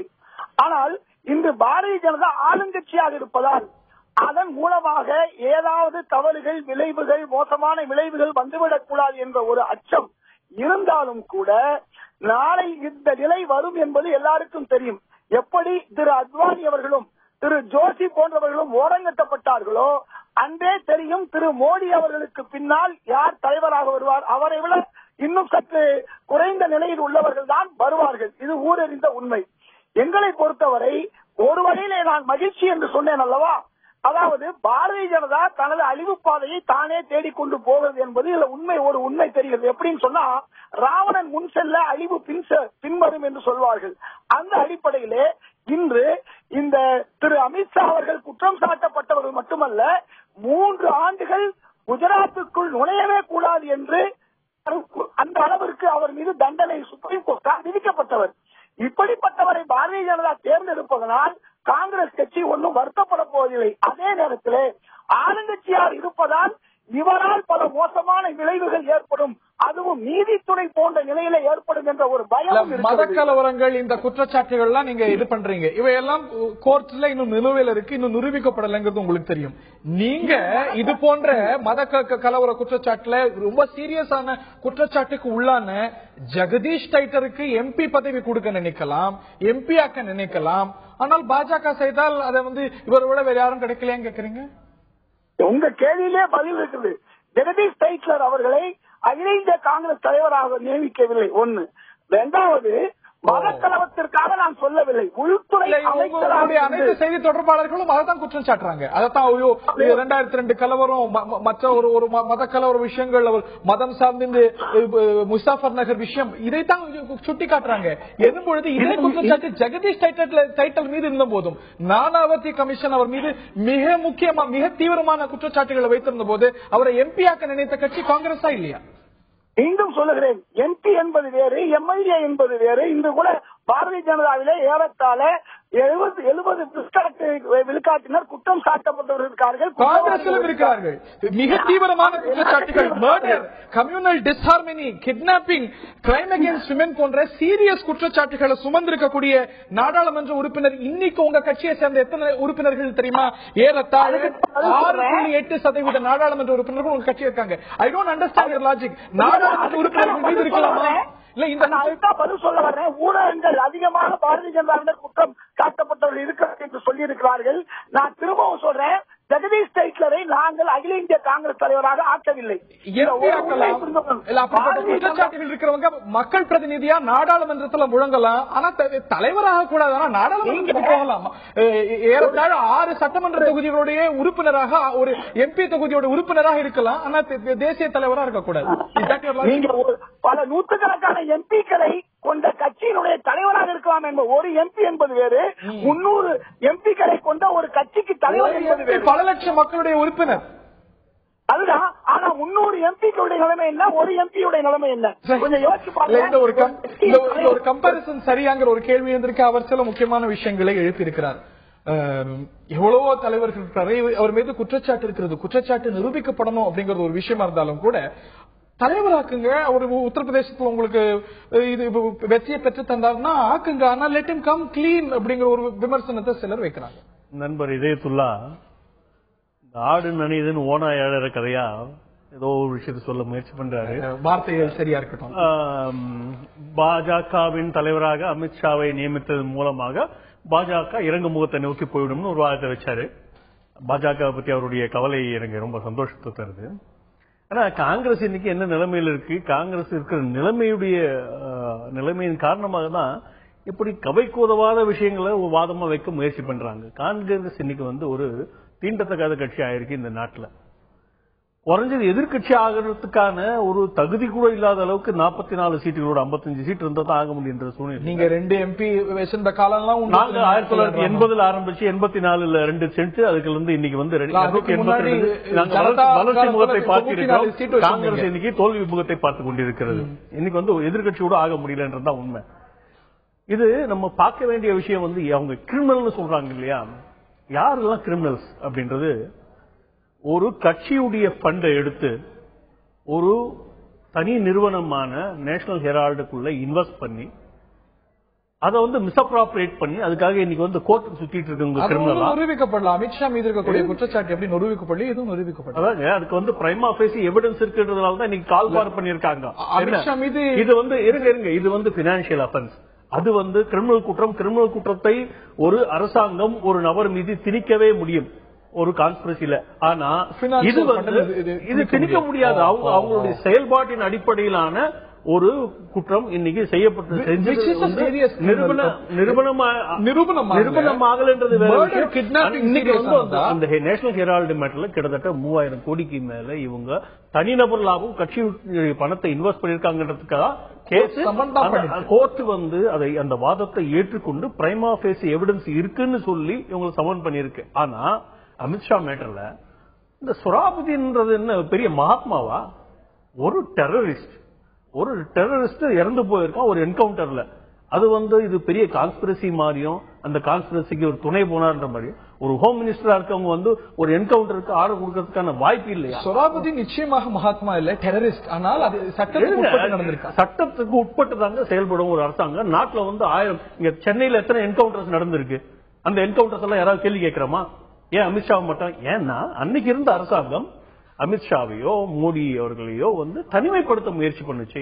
தனிமைப்படுத்த முயற்சி பண்ணதுடைய விளைவு அமித்ஷா மேல இருக்கிற குற்றச்சாட்டு. ஆனா ஒவ்வொரு முறையும் வந்து என்ன ஒரு குற்றச்சாட்டை வைக்கும் போது அவங்க வெளியே வந்துடுறாங்க, விடுவிக்கப்படுகிறார்கள். இதுதான் வந்து நடந்துட்டு இருக்கு தொடர்ந்து சட்டப்பூர்வமா. அதனால இது வந்து ஒரு motivated case. Doctor Anbumani Ramadoss மேல இந்த ஒரு மெடிக்கல் காலேஜ் கேஸ் இருக்கு, சிமிலர் மோட்டிவேட்டட் கேஸ். காங்கிரஸ் அரசாங்கம் தொடர்ந்து யாரெல்லாம் தங்களை விட்டு விலகி போயிடுவாங்களோ, யாரெல்லாம் தங்களுக்கு எதிராக உருவாகி விடுவார்களோ அவர்கள் மேல் தொடர்ந்து சிபிஐ வச்சு கேஸ் போட்டு இருந்துச்சு. ஒரு மோட்டிவேட்டட் கேஸ் ஆகியனால இதை முக்கியத்துவம் பெற வேண்டிய அவசியம் இல்லை அப்படிங்கிறது அவருடைய வாதம். சோனியா காந்தி மீது வழக்கும் நிச்சயமாக அது முதற்கட்டத்தில் அதுவும் சமன் தான் செஞ்சிருக்காங்க, நிரூபிக்கலாம் படல. அமித்ஷா மீதான வழக்கும் நிரூபிக்கப்படல. இந்த நிலையில இருவரும், இரண்டு கட்சிகளும் ஒருவரை ஒருவர் சாட்டிக் கொள்ளக்கூடிய இந்த ஒரு குற்றச்சாட்டு நியாயமானதுதானா? நான் திரு கல்யாணராமன் அவர்கள்ட்ட நான் கேட்க விரும்புகிறேன். As is a party with difference அப்படின்னு நீங்க பெருமையா சொல்வதுண்டு. அத்வானி மீது ஜெயின் ஹவாலா குற்றச்சாட்டு வந்த பொழுது பதவி விலகினார் அத்வானி. இந்த குற்றச்சாட்டை நிரூபித்த பிறகுதான் முக்கியமான பொசிஷன்ஸ் எல்லாம் ஏற்றுக்கொண்டார். அதே போல நடைமுறையை அமித்ஷா கிட்ட உங்கள் கட்சியில் எதிர்பார்க்கலையே? இல்லைங்க, இது வந்து மோட்டிவேட்டட் கேஸ், சிபிஐ மிஸ்யூஸ் பண்றாங்கன்னு ஏற்கனவே சொல்லிட்டோம். அதனால இது ஏற்கனவே எங்களை பொறுத்தவரையில இது மிக தெளிவான ஒரு விஷயம். ரெண்டாவது விஷயம், நீங்க பார்ட்டி வித் கேள்வி கேட்டீங்க, அதுக்கு நான் ஒரு பர்டிகுலர் விஷயத்த சொல்லணும். இங்க யார் எவ்வளவு பெரிய ஆளா இருந்தாலும் காங்கிரஸ்ல சோனியாவையோ ராகுல் காந்தியோ மிஞ்சி விட முடியாது. ஆனா 1980 ஆரம்பிச்சு இன்னைய வர எல்கே அத்வானி, வாஜ்பாய், முரளி மனோகர் ஜோஷி, குஷாபாவ் தாக்கரே, ஜனா கிருஷ்ணமூர்த்தி, வெங்கையா நாயுடு, நிதின் கட்கரி, ராஜ்நாத் சிங், இப்படி இன்னைக்கு அமித்ஷா உட்பட மொத்தம் 9 பேரு இந்த பார்ட்டிக்கு வந்து சாதாரண ஒரு நிலைமையிலிருந்து பெரும் தலைவராக உருவாக்க முடியும் அப்படின்னு காட்டின ஒரே கட்சி இந்த நாட்டுல பாரதிய ஜனதா மட்டும்தான். அதுவல்ல கேள்வி. என்ன அமித்ஷாவை பொறுத்தவரை இந்த வழக்கே ஒரு பொய் வழக்கு என்ற சூழ்நிலையில் அந்த ஒரு மாபெரும் வெற்றிக்கு காரணமான ஒரு நபரை, இளைஞரை, ஒரு 50 வயசே ஆன ஒரு நபர், மிக இளமையான வயது, ஒரு தேசிய தலைவருக்கான வயதுன்னு பார்த்தா, அப்பேற்பட்ட ஒரு நபரை தலைவராக நியமிப்பதன் மூலமாக இந்த கட்சியை வந்து ஒரு மாபெரும் வளர்ச்சி பாதையை நோக்கி கொண்டு போக முடியும். அதற்கான ஆரம்பகட்ட ஏற்பாடுகள் தான் அமித்ஷாவை இன்னைக்கு கொண்டு வந்திருக்கு. இப்போ பொய் வழக்குங்கிறது உங்களுடைய வாதம். எல்கே அத்வானி மீது வழக்கு போடப்பட்ட போதும் கூட அது நிரூபணம்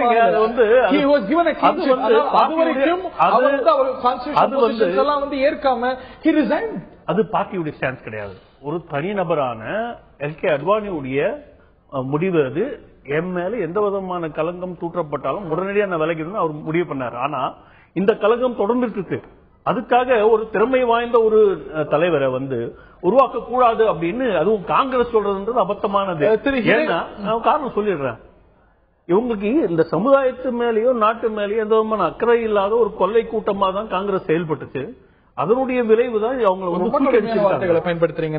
நான் திரு ஹிதயத்துல்லா அவர்கள்ட்ட கேட்க விரும்புகிறேன். இன்னைக்கு பாத்தீங்கன்னா குற்றச்சாட்டு தேசிய தலைவர் மீது குற்றச்சாட்டா அப்படிங்கிற கேள்வி எழும்போது சோனியா காந்தி மீது இன்னைக்கு இந்த கோர்ட் வந்து சமன் செய்திருக்கிறது. இந்த நேஷனல் ஹெரால்ட் வழக்குல குற்றச்சாட்டு நிரூபணமால அதே காரணத்தை வந்து சோனியா காந்தி விவகாரத்திலையும் வந்து பாஜக எழுப்பினா அது நியாயமா இருக்குமா? இது எவ்வளவு அநியாயமான விஷயம். சுப்ரீம் கோர்ட் 3 ஆண்டுகள் குஜராத்துக்கு போகக்கூடாது என்று ஒரு தண்டனை கொடுக்கப்பட்டவர், உள்துறை அமைச்சராக இருந்து கைது செய்யப்பட்டவர், உச்ச நீதிமன்றம். நான் சொல்றது தண்டனையை முன்கூட்டியே அவர்களுக்கு தண்டனை ஏன் கொடுக்க? குஜராத்தில் 3 ஆண்டுகள் நான் வந்து ஒரு கம்ப்ளைண்ட் உங்க மேல கொடுத்து நாளைக்கு உங்களை கைது செய்ய வைக்க முடியும். இதுதான் சட்டம்.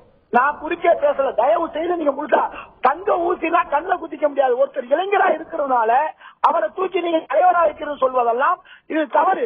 அது மட்டுமல்ல, இவர் வந்த உடனே இவருக்கு எதிராக இருந்த கோபால் சுப்பிரமணியம் அவர்கள் ஜட்ஜாக வர முடியல.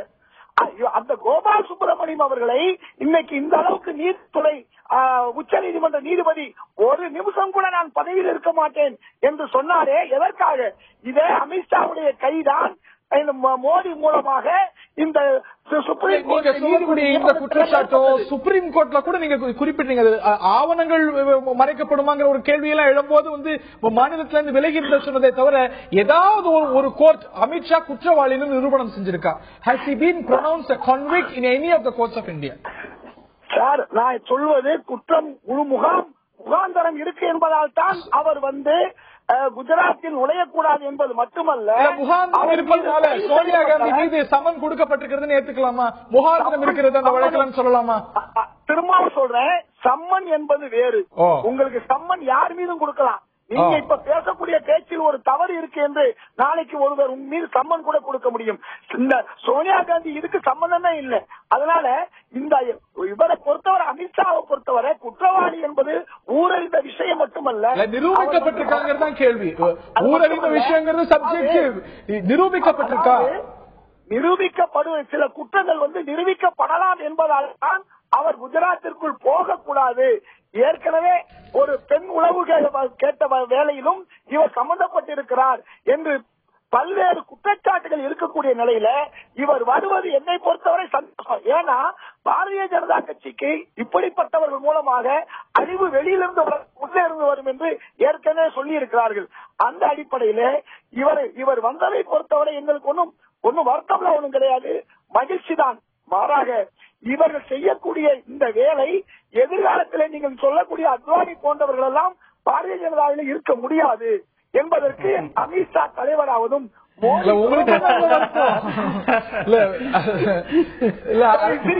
ஒண்ணுமே இல்லையே.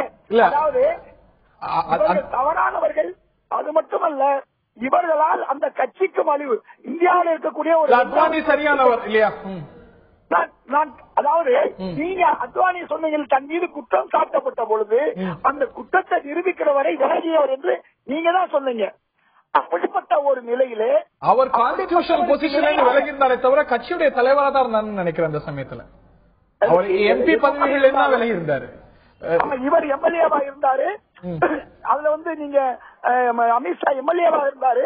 அது மட்டுமல்ல, தொடர்ந்து குஜராத்தில் இருந்த பல விஷயங்களுக்கு அவர் காரணமா இருந்தாரு என்ற உண்மையெல்லாம் கூட இருந்ததானே. புதுசா சொல்ல வேண்டியது கட்சி தோல்வி முகத்துல காங்கிரஸ் கட்சி தோல்வி முகம் சொன்னாரு. நீங்க சொன்ன மாதிரி பாரதிய ஜனதா இப்பதான் வெற்றி அடைந்திருக்கு 2வது முறை. காங்கிரஸ் பல முறை வெற்றி அடைந்திருக்கிறது. ஆக பல முறை வெற்றி அடைந்த காங்கிரஸ் தோல்விங்கிறாரு. 2 சீட்டு பெற்றக்கூடிய பாரதிய ஜனதா ஆட்சிக்கு வரும் பொழுது காங்கிரஸ் 44 சீட்டு பெற்ற காங்கிரஸ் ஏன் ஆட்சிக்கு வர முடியாது? காரணமா அமித்ஷா வந்து இளைஞராக இருப்பதாலோ அல்லது அவரால் வெற்றி கிடைத்தது என்பதாலோ இவ்வளவு பெரிய விஷயம்.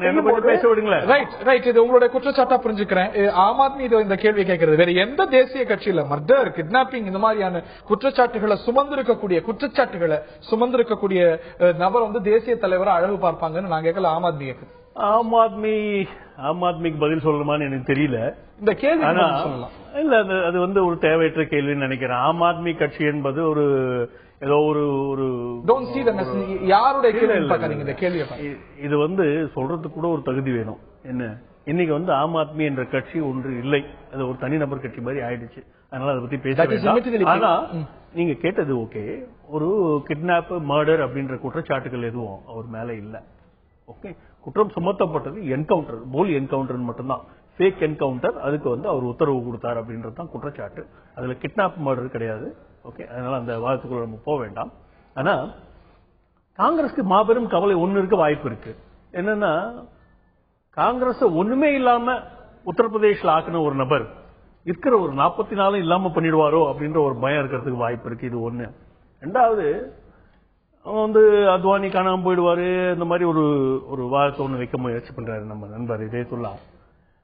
ஆனா சீதாராம் கேசரி தூக்கிட்டு போய் பாத்ரூம்ல கட்டி போட்டாங்களே, அந்த அளவுக்கு கேவலமான டெமோக்ரஸி எங்க கட்சியில இல்ல. என்ன, இங்க வந்து எல்லாரும் அமைப்புல உருவாக முடியும். திறமைசாலிகளுக்கு எல்லாருக்குமே ஒரு மாபெரும் வாய்ப்பு தரக்கூடிய ஒரு அமைப்பு பாரதிய ஜனதா, மாபெரும் ஜனநாயக கட்சி. அதனால இந்த இடத்துல எல்லாருமே மேல வர முடியுன்ற சூழ்நிலையில இவங்களுடைய பயத்தின் அடிப்படையில் பேசப்பட்ட ஒரு வாதம். அபிஷேக் மனு சிங்வியுடைய வாதம் வந்து highly irresponsible. Hidayatullah wanted to interrupt. Thiru Hidayatullah, go ahead. ரொம்ப சுருக்கமா, நேரம் ரொம்ப குறைவா இருக்கு. திரு ஹிதாயத்துல்லா. அதாவது சீதாராம் கேசரியை பற்றி சொல்வது சுத்தமான ஒரு வடிகட்டிய ஒரு பொய் என்று சொல்லலாம். என்னை பொறுத்தவரை அமித்ஷா வந்ததுனால எங்களுக்கு ஒன்றும் வருத்தம் கிடையாது.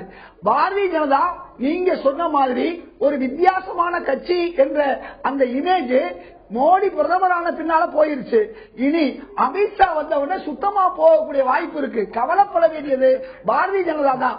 இன்னைக்கு அத்வானி அவர்களையும் முரளிமனோகர் ஜோஷி அவர்களையும் யஷ்வந்த் சின்ஹா போன்றவர்களையும் ஒதுக்கி வைத்துவிட்டு நீங்க சொன்ன மாதிரி ஓரளவுக்கு ஒதுக்கி வைத்துவிட்டு மோசமானவர்கள் இன்னைக்கு பாரதிய ஜனதாவை ஆக்கிரமிப்பு செய்கிறார்கள் என்றால் இந்த கவலைக்கு மிக்க நன்றி. நீங்க பாரதிய ஜனதாவுடைய வளர்ச்சியை பத்தி ரொம்பவே கவலைப்படுறீங்க. மிக்க நன்றி. அதை பத்தி கவலையே கிடையாது. அதாவது மிக்க நன்றி நீங்க சொல்லலாம். மக்கள் பார்த்து கொண்டு இருக்கிறார்கள். ஒரு தடவை உங்களுக்கு வெற்றியை கொடுத்திருக்காங்க. வந்தவுடனே நீங்க செய்த செயல்கள் பூரா அவங்களுக்கு தெரியுது. விலைவாசி உயர்வு, பணவீக்கம், வளர்ச்சி சொல்லிட்டு தளர்ச்சியை கொண்டு வந்திருக்கீங்க. இப்படிப்பட்ட ஒரு சூழல்ல நீங்க அமித்ஷாவை கொண்டு வருவதும் நீங்க விட்டுட்டு போனதை நாங்க சுமக்கிறோம் மக்களுக்கு நல்லாவே தெரியும். எங்களுக்கு தெரியும். இந்த தருணத்தில் நிகழ்ச்சியை நிறைவு செய்தாக வேண்டும். Sorry running out of time. வாதங்கள் இரு பக்கம் இருந்தாலும் கூட இந்த விவகாரம் அமித்ஷாவுடைய தேசிய தலைவர் பதவியேற்பு அப்படிங்கிறது ஒரு விவாதத்தை கிளப்பி இருக்கிறது அப்படிங்கறதுல மாற்றுக்கிறதுல எதிர்கட்சிகள் எதிர்கட்சிகள் இதை விமர்சிக்கணுமா, உட்கட்சி விவகாரம் அப்படிங்கிற ஒரு பார்வையை காங்கிரஸ் மீது பாஜக பதில் குற்றச்சாட்டுகளை வைக்க இந்த விவகாரமானது விவாதத்தை கிளப்பி இருக்கிறது. எப்படி இந்த தேர்தலின் போது அமித்ஷாவுடைய ஒரு பெயர் பிரதானமாக அடிபட்டதோ அதே போல இந்த ஒரு பதவியேற்பிலும் அவர் ஒரு விவாத பொருளாக இருக்கிறார். பார்ப்போம் அமித்ஷாவுடைய செயல்பாடு எப்படி தேசிய தலைவராக இருக்க போகிறது, என்னென்ன விஷயங்கள்ல அவர் கவனம் செலுத்த போகிறார், இது உள்ளிட்ட பல கேள்விகள் எழுந்திருக்கின்றன. இந்த தருணத்தில் நிகழ்ச்சியை நிறைவு செய்தாக வேண்டும். நிகழ்ச்சியில் பங்கு பெற்ற திரு கல்யாணராமன், திரு ஹிதயத்துல்லா மற்றும் பார்த்து நேயர்களுக்கு நன்றி தெரிவித்து விடைபெறுகின்றோம். வணக்கம்.